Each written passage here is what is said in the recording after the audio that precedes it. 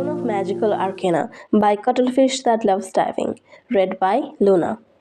Chapter 3 Midnight. Since Lucian somehow managed to come to this completely different world, he was not that surprised or scared to find that he actually had a whole library in his mind.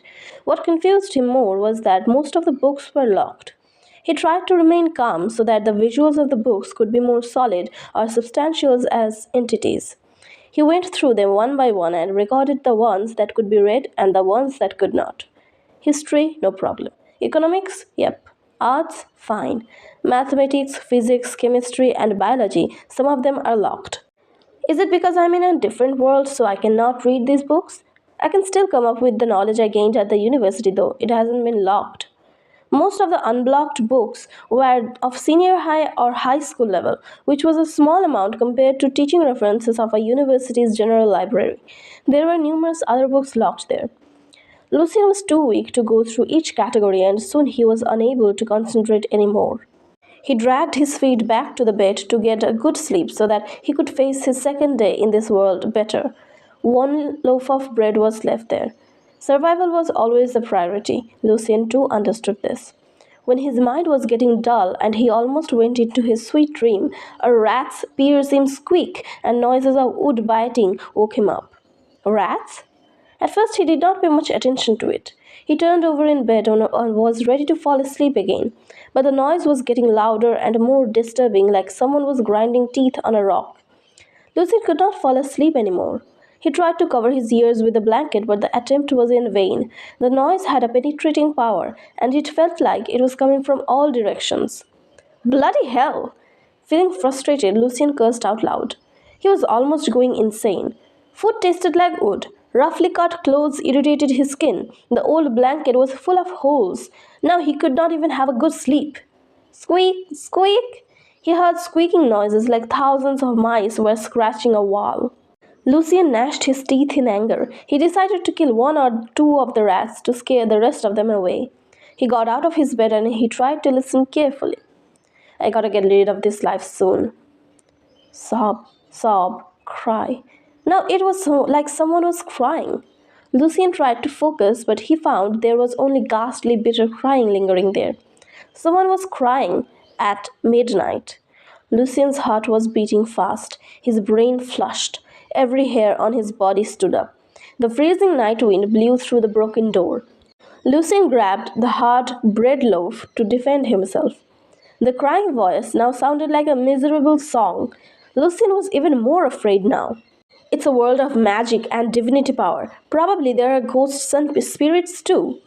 Taking a deep breath, Lucian tried his very best to calm down and moved towards the door. Someone was crying mournfully.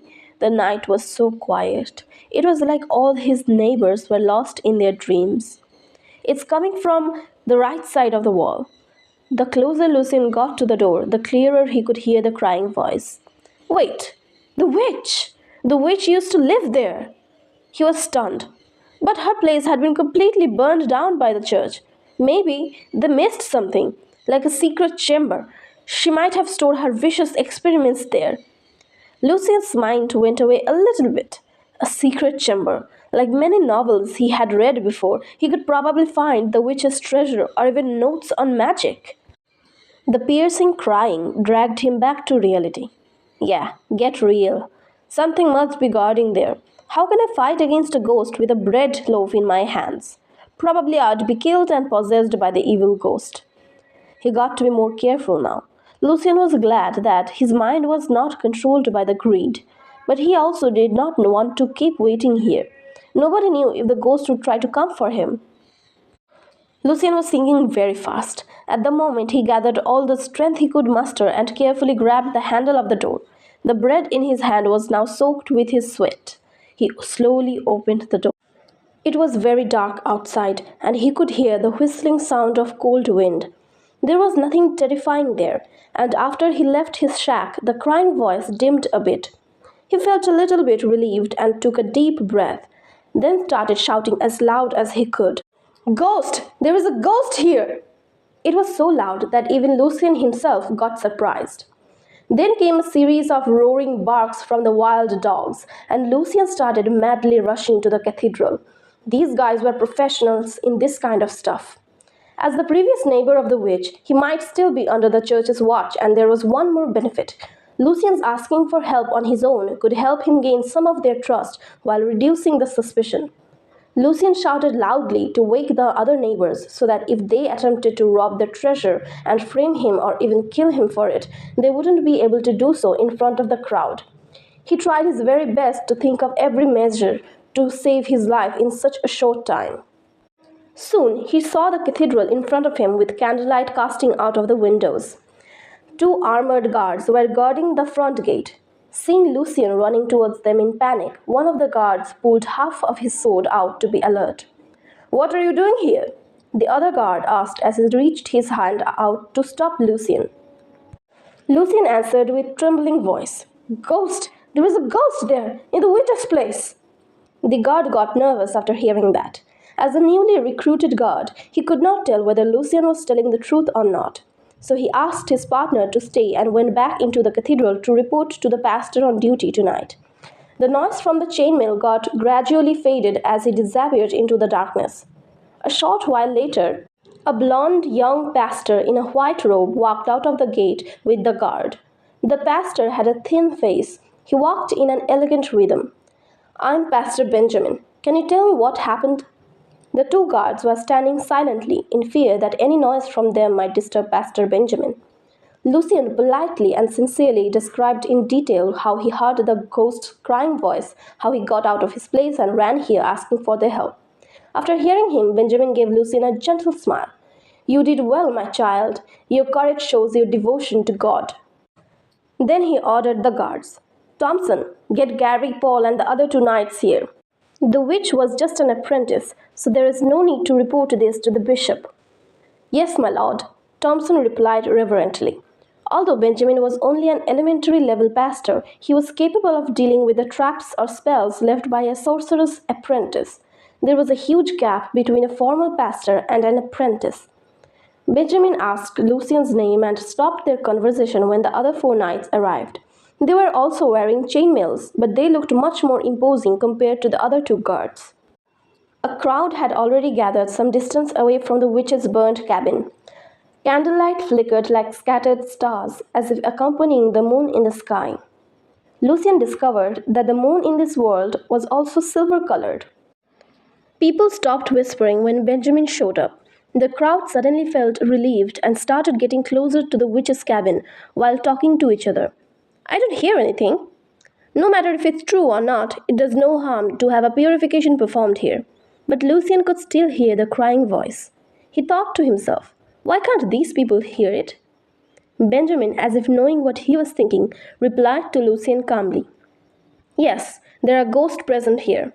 Obviously, he heard it, as well as the four guards who nodded to show their consent.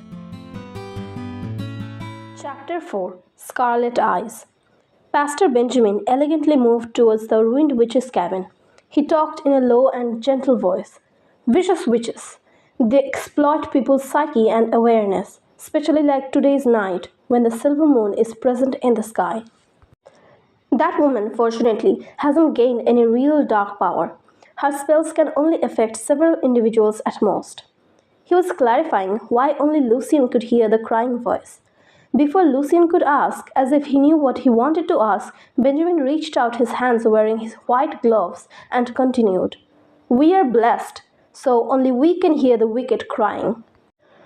When Benjamin said that, the four guards instantly began drawing crosses on their chests and started yelling at the same time, "Only truth lives forever." They became more excited as they spoke. The crowd started praying as well, "Only truth lives forever." This is the power of divinity. Pastor Benjamin is truly blessed by God. Benjamin's face now looked more solemn and serious. He slowly opened his hands and spelled out an odd word, "Paso." Instantly, a sheet of white light covered the ruins like it was coming from the moon. In the white light, a small scarlet hole emerged on the broken wall connecting it to Lucian's place. Like the surrounding people, the mysterious power also shocked Lucian, but rather than being awed and respectful like the crowd, he yearned for the divinity. Benjamin put his hands back and ordered, Gary, that is the door. It doesn't have any trap. Go and open it. Gary puffed out his chest and said, Yes, my lord. As Gary walked past them, Lucien heard Benjamin complaining in a low voice.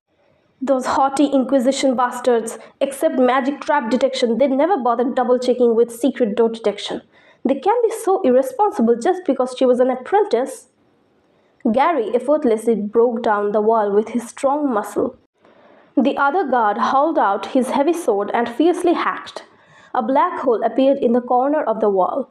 It was a narrow hole, enough for only one person to pass through. A stinking smell came from it, which made Lucien almost throw up. Lucien took a couple of steps backward and he noticed Benjamin was covering his nose and mouth with his right hand, with his eyebrows frowning. Gary reported, This tunnel leads to the sewers. Benjamin was still frowning. His muffled voice came from under his covered mouth. Are you sure? Yes, we can see the sewer from here. Gary was pretty certain. As an elegant and noble pastor from the long-established and honored Rafati family, Benjamin was more than reluctant to go down the smelly, dirty pipes. He had not mastered a purifying spell yet, so he must rely on the runes and divinity instruments. But no one knew how long it would take to find the witch's chamber. Just a sorcerer apprentice. A Saint Truth badge would be enough. Benjamin turned his eyes towards Lucien. His voice became solemn again. Lucien, you once lived near that vicious witch. Something evil must have contaminated you. But your devotion towards God touched me, and you deserve a chance to purify the evil in there as well as yourself. Go, Lucien. I'm gonna lend you my badge to help you. May God bless you. Lucien's brain started buzzing like it had just got hammered. He thought everything was gonna be fine after he went to Pastor Benjamin and the guards. But the pastor told him to go down there. He was just an ordinary guy who recently recovered from illness. But now he has to go underground to face the devil. Were they kidding? Seeing Lucien's dumbfounded and hesitant face, Benjamin kindly asked, You were saying no? Lucien felt terrified after hearing Benjamin's gentle voice. If he refused, he might again get suspected by the church. Besides, Benjamin would lend him the magic badge, and his guards were supposed to go with Lucien. Lucien thought this mission would not be that dangerous. Lucien had no choice, though. The crowd was praising Pastor Benjamin's generosity and the mercy of God. Lucien squeezed out a bitter smile and answered, No, that would be my honor. The pastor just ignored Lucien's bitterness. He took off the badge on his neck and handed it to Lucien.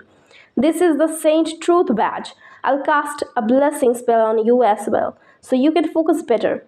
When you chant the spell and touch the badge, you can call the power of God. Hearing this, Lucien calmed down a little bit. Then he started getting curious about the badge. It was a gold badge embedded with a shining white cross, around which were different lines and patterns such as circles, squares, triangles. They were connected with each other, giving it an even more mysterious and solemn look. When Lucien was holding the badge, he felt a gentle and loving power penetrating all over his body. Even in the cold night, Lucien felt like he was standing under the warm sunlight. The badge contains 2 inferior spells, Light and Minor Injury Healing. It additionally contains 3 level 1 spells, Shield of Light, Sword of Light, and Holy Strike. Each can be used once a day. Now, pay attention to the chants. As an ordinary individual, Lucien understood how important these spells were to him. The spells were not long, but rather their tone was hard to master. It took him a while to barely remember them. Benjamin reached out his hand again, casting a beam of white light on Lucien. Lucien felt refreshed and much healthier after the light vanished. People's voices also became more clear to him. This guy got the badge from Pastor Benjamin. Oh, benevolent Lord Benjamin! We praise God! We praise the pastor! Lucien waited and watched Benjamin casting blessing on the guards. There was always an interval of 2 to 3 seconds between his castings. After the preparation, Benjamin said, Paul, you stay at the entrance here. Gary, Hauson, Corella, you go in with Lucien. His face then became serious as he drew a cross on his chest. May the lights of God bless you. Only truth lives forever. Those guards also energized and started shouting. Lucien was a little bit slow standing there. He felt embarrassed. As they were walking towards the tunnel, the guard Paul went near Benjamin and asked in a low voice, "My lord, why him?" With the badge and the spells, the guards could bring out the power as well. Despite the fact they were slower than the pastors, they were still much better than a weak young boy. If Benjamin did not want to go down there on his own, he could still ask the guards to do the job. The pastor looked at the entrance of the secret passage and replied slowly, "His soul is stronger than the average person. He can do the work better. He's too old to be taught, though," he added.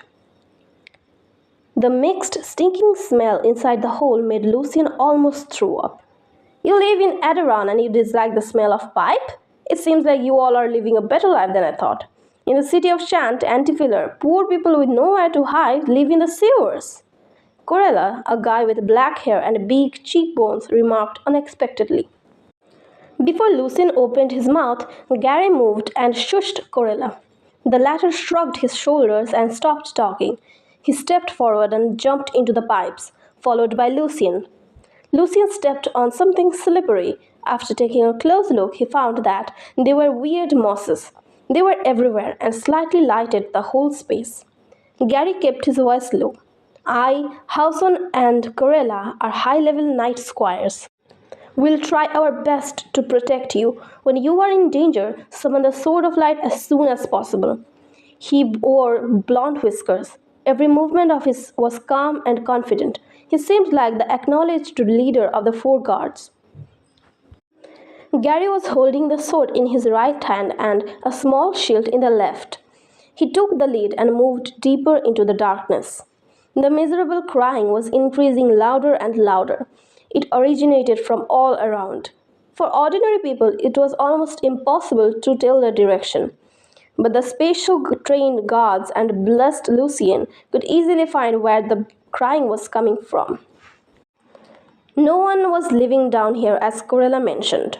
The whole space was terrifyingly quiet except for the lingering bitter crying. They passed several forks and stopped at a normal corner. Gary stared at the wall, which was fully covered by dark green moss, telling Lucien in a cool voice, "Summon the Sword of Light." Terrified and excited, Lucien calmed himself down under the help of the blessing and began concentrating on the badge hanging on his neck, feeling the warm and soft power in it. He put his left hand on the badge and gently rubbed it, and at the same time he whispered, "Desiron." Lucien's spirit blended with the white light and began to form into a shining sword. "This is my voice?" Lucien was surprised. His voice sounded rather deep and husky. Lucien grabbed the sword. He could feel the power. Gary's order pulled him back to reality. "Slash the wall there." His body trembled slightly. Lucien didn't know what he was going to face. Powerful magic? Evil ghost? Fatal trap? He had no idea.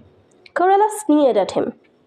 Lucien knew he had no other choice. He took a deep breath, clenched his teeth, and screamed loudly in his mind, "Come on, death is not that big of a deal."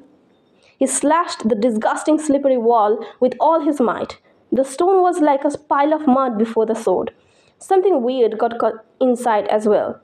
Lucien felt something breaking, with dark gas leaking and disappearing under the sword edge.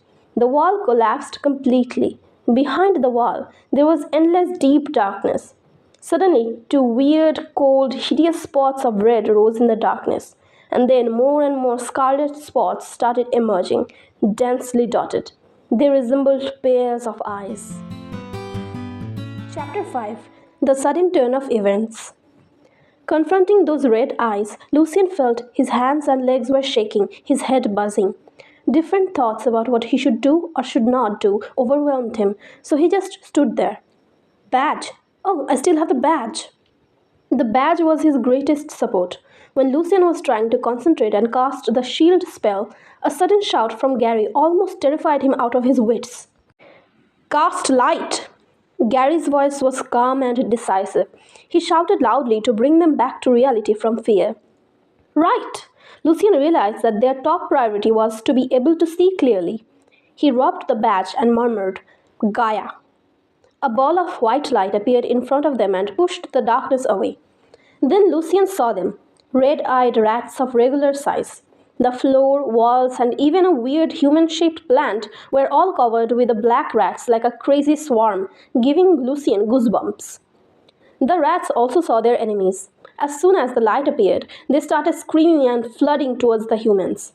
At that moment, they managed to take a glimpse of the chamber. A desk was placed in the corner with 3 glowing books on it. Another flat, broad, weird-looking table was at the center of the room, drawn with different strange patterns like red, blue, or green, similar to the badge. There were also some small stoves, pots, and glass bottles. But they did not get enough time to notice details as those crazy monsters already jumped in front of them. Hausen and Corella held their swords again and their backs against Gary in a simple formation. The leading rat threw himself right at Lucian. Its mouth was open wide, showing its 2 long and sharp fangs. Lucian raised his sword of light and hurriedly swung at the head of the red-eyed rat. However, he was too nervous to predict the rat's movement and the blade missed, although the light coming out of the sword still caught it. Lucian could smell the rat's burning flesh. Its skin turned black and rolled up inwards. But the rat did not stop and was already in front of Lucian's face as if it could not feel the pain. He could smell the rotting odor coming from its mouth. Lucian was too nervous to make the right decision. He tried to lift his sword once again and at the same time reached out his left hand to try to defend. Due to his panic, he almost dropped the sword. Feeling desperate, Lucian couldn't help but watch the creature about to sink its sharp teeth into his chest. At this critical point, a shining blade arrived and hacked the rat directly, splitting it in 2 parts. "Do not panic. Protect your vital parts. You still have the healing spell," commanded Gary. Corella also ordered in a sharp voice, "You idiot! Come here with us. You want to die standing at the front?" They were aware that Lucian was the only guy among them with a badge, which was very important to them. They could probably survive facing these insane rats without any spells, but no one knew what was waiting for them next. Lucian tried to calm himself down. The guards were well trained, so when facing dangers, they knew what they should do. But Lucian, a little boy, could not protect himself. No one was born for fighting, or with the ability to remain calm in the face of dangers. In this first real fight, the guidance from an experienced guard like Gary would be a precious lesson for Lucian in the future. After a moment, Lucian finally calmed down. While hacking with his sword, he gradually stepped back and joined the guards. Now, instead of 1 or 2, hundreds of rats started insanely attacking them. Lucian's sword was sharp and splendid. When he swung it, the sword was surrounded by a halo, and Lucian could see an almost solid afterimage of it through its path. According to Gary's command, Lucian wielded the sword of light to shield them. Any rat that ran into him was cut down in half by his blade. The smoldering cuts burned rats' organs and skin charred without dropping a single drop of blood. Some of the strike missed, but even then, the fur and skin charred and they became slower, crashing into the floor right before Lucian. The 3 guards were responsible for the remaining ones. "Haha, great job, kid," Corella whistled. Lucian did not feel satisfied though. He could feel the power of the sword was gradually decreasing. Gary was still hacking the remaining ones. "Calm down. We have enough power to deal with these monsters." A new wave of attack came again, like a black swarm. Lucian was improving rapidly. Although still worried, he decided to trust himself and the 3 guards. The hacked bodies of dead rats fell to the ground like raindrops. But some of the red-eyed rats still managed to get past the defense and move towards them quickly. They cannot handle all of them. Lucian was thinking rapidly. Nobody could wield a sword that fast. Of course, they were fighting not only with their swords. 2 small silver shields were cooperating with the sword. The crazy jumping rats could not stop in time and knocked directly into the metal. Many were twitching on the floor and died soon. Corella laughed. "You can't be a good knight without a shield." After several rounds of attack, the red-eyed rats changed their pattern. Instead of throwing themselves directly towards their faces, some started approaching through the floor, while others climbed on the wall to attack them from above. The situation again turned serious. "Leave those coming from above to me," the tall Hausen, who was silent all the time, said to them.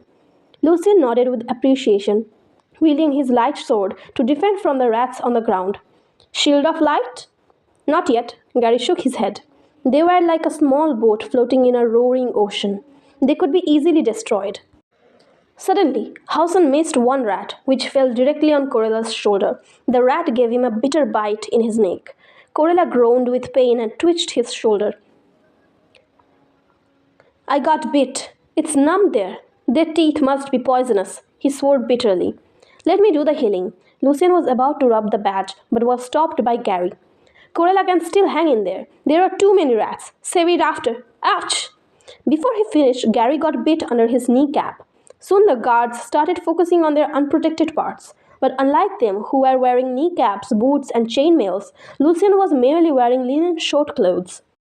Suddenly, he got bit in his ankle. Feeling pain and numbness from his ankle, Lucien almost lost his balance. He felt thirsty at the same time. He wanted water.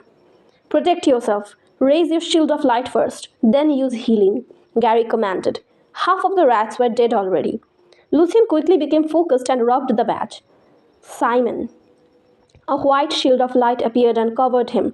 He would need more time to cast another spell, so he took a step forward, trying to cover his companions under the shield and the sword wall. After a couple of seconds, Lucien concentrated again. He rubbed the badge. Gordy. A white light radiated from the cross and covered his ankle. The numb feeling disappeared instantly. Although Corella and Gary were still injured, the situation had been turned around. The number of red-eyed rats decreased, so Lucien seized the chance and healed the wounded as well. Stabbing through the last rat, Corella sighed slightly. Finally over. The ground was covered with layers of dead bodies and dark blood.